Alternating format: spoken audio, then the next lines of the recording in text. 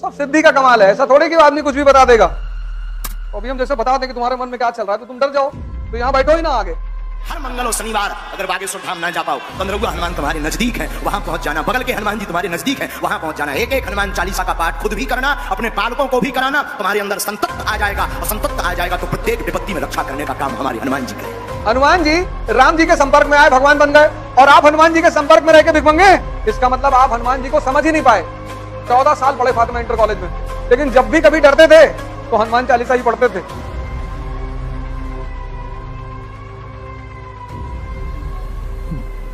जय हिंद फ्रेंड्स।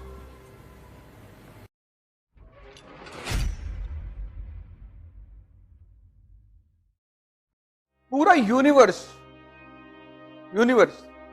वो लॉ से बंधा हुआ है,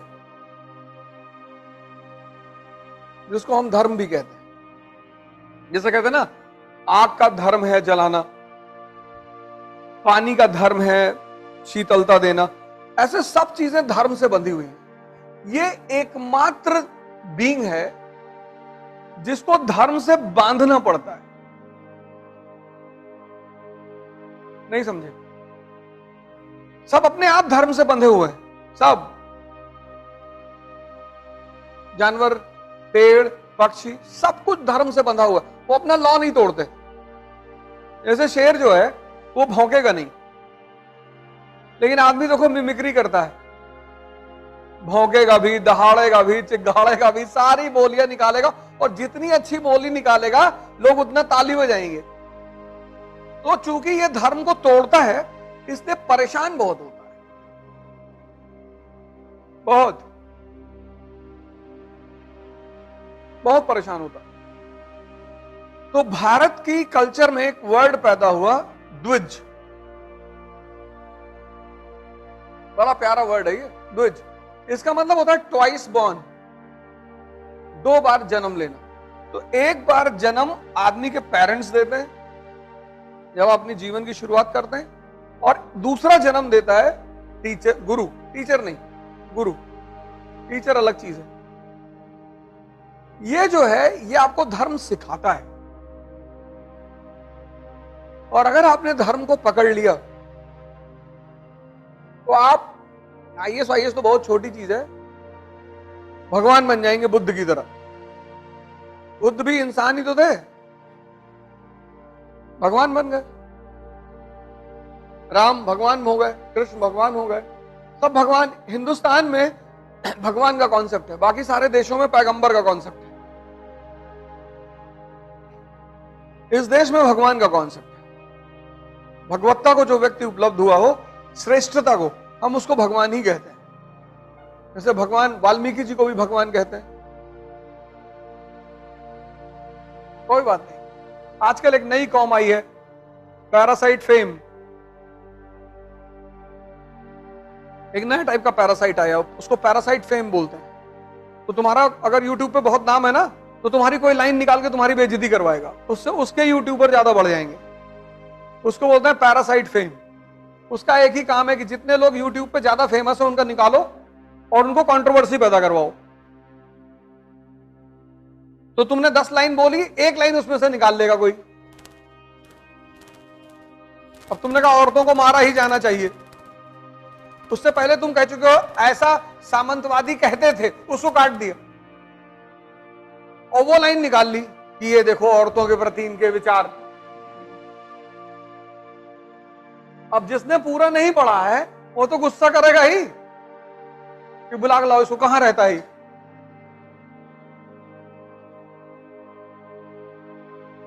ऐसे लोगों को कहते हैं पैरासाइट फेम। सबके बारे में वो बेचारे, एक बाबा जी हैं धीरेन्द्र शास्त्री, उनको टारगेट करते रहते हैं। सब सिद्धि का कमाल है। ऐसा थोड़े कि आदमी कुछ भी बता देगा। सब सिद्धियां हैं, वो सब साधना की देन है, पूजा की गई है। किसी को पता करिए झूठ बोलते हुए कोई तुमसे आके कहा? हाँ? पत्रकार को बता दिया कि तुम किस लिए आए हो। एक्चुअली ये सब हैं, सब सिद्धियां हैं बेसिकली। लेकिन बुद्ध ने सिद्धियों का प्रदर्शन नहीं किया। अध्यात्म की दुनिया में इसके प्रदर्शन को अच्छा नहीं मानते। शक्ति दिखाकर किसी को अगर तुमने प्रभावित किया तो क्या प्रभावित? तो जो अध्यात्म की दुनिया है वहां इसको अच्छा नहीं मानते, लेकिन ठीक है, सिद्धियां हैं।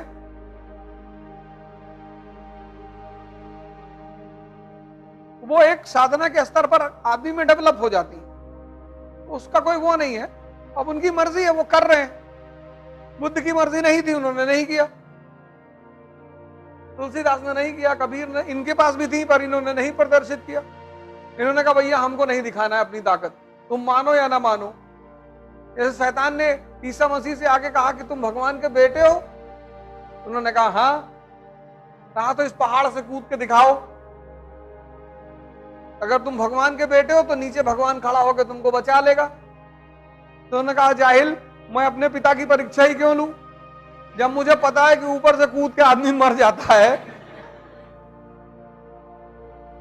तो मैं क्यों कूदूं।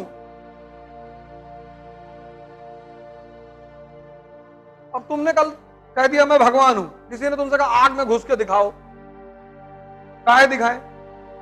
नहीं घुसेंगे, तुम मानो या ना मानो। तो बहुत सारे जो जागृत लोग होते हैं वो अपनी सिद्धियों का प्रदर्शन नहीं करते। कुछ लोग कर देते हैं, बड़ा सम्मान मिलता है।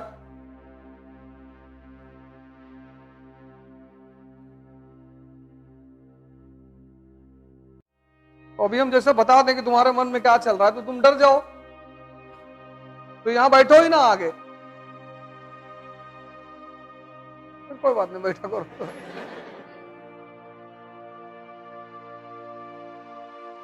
अभी लखनऊ में समारोह हुआ बुद्धिस्टों का, 22 प्रतिज्ञा दिलाई गई कि हम राम और कृष्ण को भगवान नहीं मानेंगे, हम ब्रह्मा विष्णु महेश को भगवान नहीं। अच्छी बात है, वो सब कोई बुरी बात थोड़ी है, ये तो श्रद्धा की बात है, जबरदस्ती थोड़ी मनवाओगे किसी से। कोई बात नहीं, उनका मन नहीं है, ना माने क्यों? अच्छा, वो नहीं मानेंगे, उसके पीछे जो वो तर्क देते हैं वो बड़ा प्यारा देते हैं। कहते हैं हम सरस्वती की पूजा क्यों करें? सरस्वती ने कोई यूनिवर्सिटी खोली है?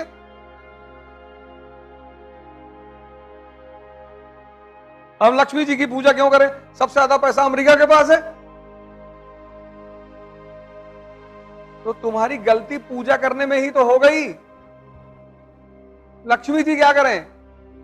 तुम उस कॉन्सेप्ट को समझ ही नहीं पाए कि लक्ष्मी ताकतवर लोगों के पास रहती हैं, विष्णु जैसे लोगों के पास, जिनके पास शक्ति है। तो तुमने शक्ति तो पैदा किया ही नहीं और चाहते हो लक्ष्मी, तो बिना शक्ति के बुद्ध के पास रहोगे तो भी पैसा नहीं मिलेगा। थाईलैंड में है तो बुद्धिस्ट दुनिया के सबसे अमीर हैं। जब तर्क दो तो अच्छा दो। से मेरी कभी मुलाकात इन लोगों से हो या आपकी हो तो उनसे कहो कि बुद्ध की पूजा करो ध्यान करने के लिए, ये सब मत कहो लक्ष्मी ने पैसा नहीं दिया, सरस्वती ने विद्या नहीं दी। अच्छा तर्क दो, बढ़िया तर्क दो कि हम बुद्ध की तरफ जा रहे हैं, क्यों? हमें ध्यान करना है, हमको ताकतवर बनना है, तो सुन के भी अच्छा लगे। मोदी जी सरस्वती की पूजा नहीं करते, लक्ष्मी की पूजा नहीं करते, प्रधानमंत्री हैं तो ध्यान करते हैं, योग करते हैं। 72 साल की उम्र में कहते हैं मैं 4 ही घंटा सोता हूं, मुझे तो आज तक ये समझ में नहीं है कि ऐसा कैसे करते हैं। वो कहते हैं प्रधानमंत्री, तो मानना पड़ेगा।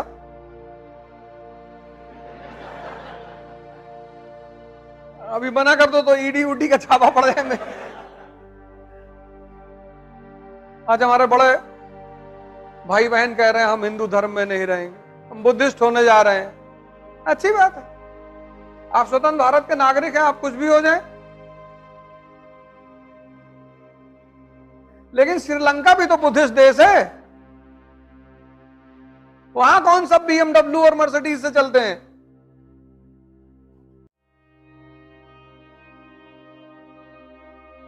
नहीं है। धर्म बदलने से कुछ नहीं होगा, दिमाग बदलने से।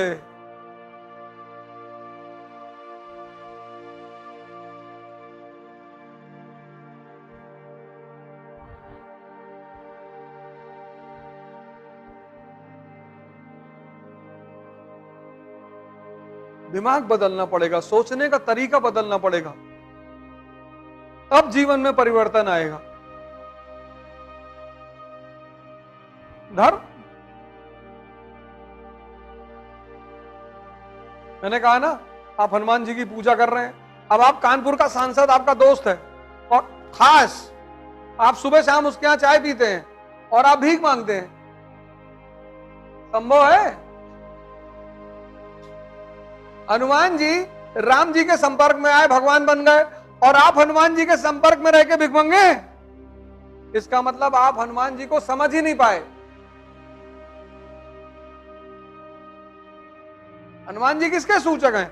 ध्यान के। उनका हमेशा चित्त कहां लगा हुआ है? चेतना पे। सीता जी ने मोती की माला निकाल के दी, मोती कूच के देखने लगे।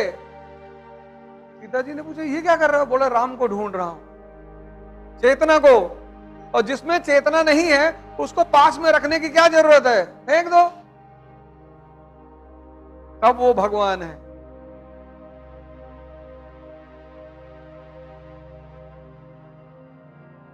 तो हनुमान जी की गलती नहीं है, गलती आपकी है, क्योंकि आप उस विधा को समझ ही नहीं पाए।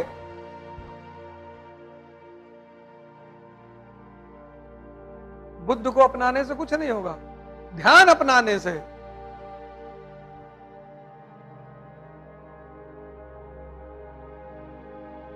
सिद्धार्थ ने ध्यान किया, तपस्या की, ज्ञान दी, तब बुद्ध बने।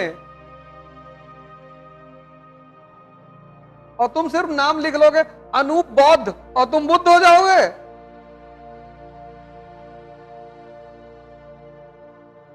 तो चाहे हनुमान जी के साथ रहो और चाहे बुद्ध के साथ, दोनों को समझना पड़ेगा, तब तुम्हारा उत्थान होगा। नहीं? अब इस्लाम, हिंदुइज्म, क्रिश्चियनिटी, जब सबका उद्देश्य एक है, तो तुम्हारा नाम चाहे श्यामलाल हो, चाहे शमशुद्दीन और चाहे सैमुअल, उससे कोई फर्क नहीं पड़ता। फर्क तब पड़ता है जब धर्म तुम्हारे विकास के बजाय बाधक बन जाए।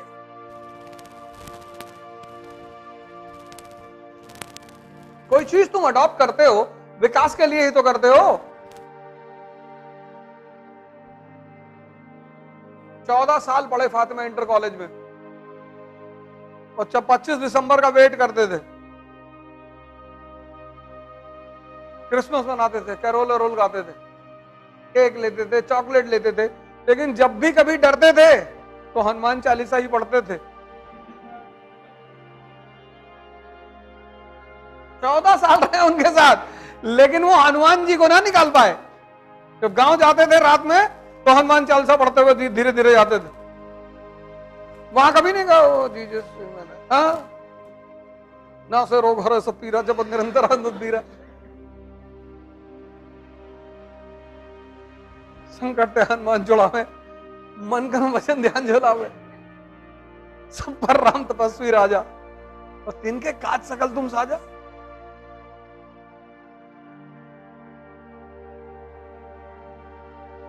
देखो,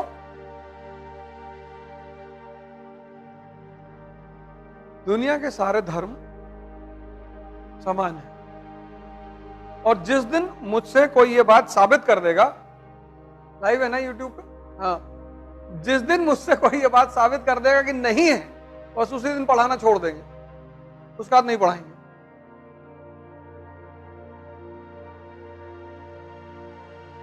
इस दुनिया के सारे धर्म समान है। धर्म मानने वाले नहीं, एक से एक बेवकूफ मानने वाले। मानने वालों की बात नहीं कर रहा हूं। इस्लाम, हिंदुइज्म, जैनिज्म, बुद्धिज्म, क्रिश्चियनिटी, सब धर्म समान, ना कोई छोटा है ना कोई बड़ा है, और किसी धर्म में कोई मतभेद नहीं है। मतभेद सिर्फ मानने वालों में है। एग्जाम्पल, मतभेद क्यों है? चंदन क्यों लगाए हो?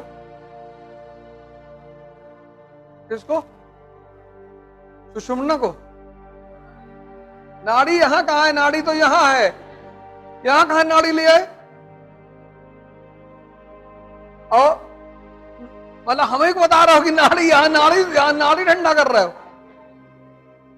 बोले तो इतने ताव में जैसे लग रहा है कि सातों चक्र को शोधन करके बैठे हो। अब इनकी गलती नहीं है, इन्होंने बहुत अच्छा किया चंदन लगाया। ये चंदन इसीलिए लगाया जाता है, इसका बड़ा महत्व है। हिंदुओं ने भगवान शिव की एक फोटो बनाई, उस फोटो में एक तीसरी आंख बनाई। उसका संदेश यह है कि जिसकी ये आंख खुल जाएगी वो भगवान हो जाएगा, क्योंकि इस आंख से सब कुछ नहीं दिखाई पड़ता। सिगरेट पे फोटो बनाई गई है कटे हुए चेहरों की, तब भी लोग पीते हैं। किसी गुटखे के पैकेट को खरीद के देखो तो फोटो बनी हुई है, लेकिन ये दोनों आंख देख रही है, कह रही कोई बात नहीं, इनका कटा तेरा थोड़ी कटेगा, और तेरा तो बुढ़ापे में कटेगा। ये आंख, ये जिसकी ये आंख खुल गई उसकी सोचने की क्षमता का इतना विकास होता है। तो ये चंदन जो है, टीका जो है, ये इसका रिमाइंडर है कि इस आंख को खोलना है। और चंदन इसलिए, क्योंकि इन्होंने बहुत अच्छी बात कही, चंदन क्यों लगाया? क्योंकि वो चंदन ठंडा रखता है, वो रिमेम्बरेंस को बनाए रखता है। तो तुमने कोई जेल लगाया तो जब तक वो ठंडा है तब तक उस जगह की सेंसिटिविटी याद आती रहेगी, नहीं? तो अब इन्होंने चंदन लगा के गलत नहीं किया, उसको पता नहीं किया कि लगाते क्यों है।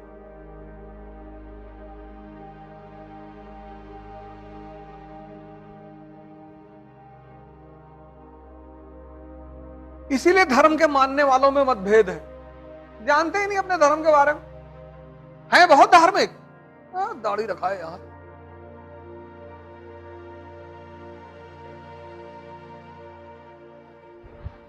वो कह दो तो बुरा मान जाए, ऐसे जो बदतमीजी वाली बात कर रहे हैं।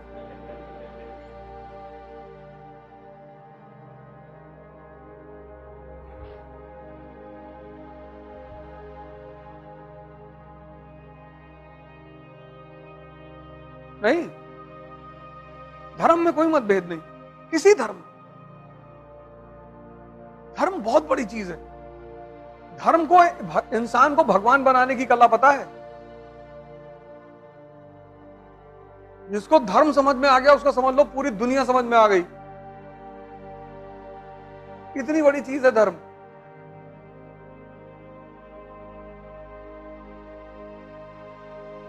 तो सारे धर्म समान है। धर्मों में जो अंतर है वो कल्चर का है,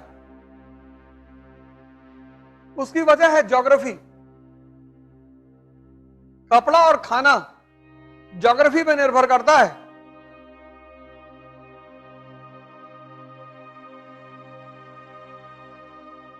सारा डेजर्ट में टाई लगाओगे?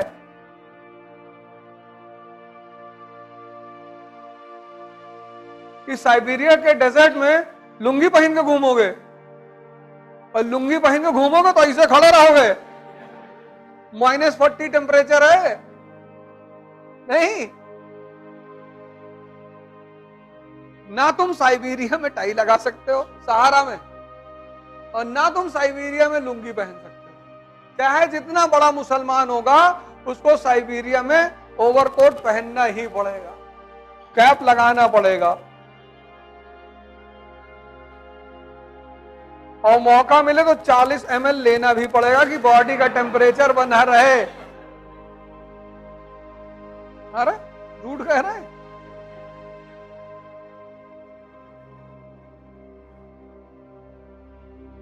बड़ी सारी दवाइयां हैं, फेंसिडिल वगैरह, जो खांसी वगैरह की दवाइयां हैं, उसमें नशे के पदार्थ नहीं है। जितने लोग कफ सिरप पीते हैं सब अफीम पीते हैं। एक आध आउंस अफीम तो मिली होती है ना। तभी तो बहुत सारे नशेड़ी जिनको अफीम नहीं मिलती वो कफ सिरप ही पे जाते हैं।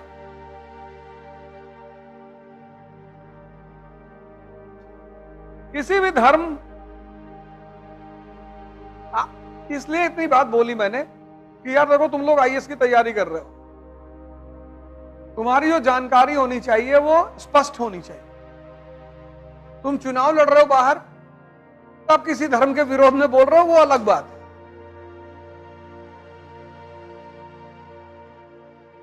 लेकिन यहां तुम्हारी स्पष्टता एकदम क्लियर होनी चाहिए। क्लियर कि मतलब हाँ ये है तो है, ना कोई धर्म बड़ा है ना कोई धर्म छोटा है, सबका एक समान मेटाफिजिक्स है।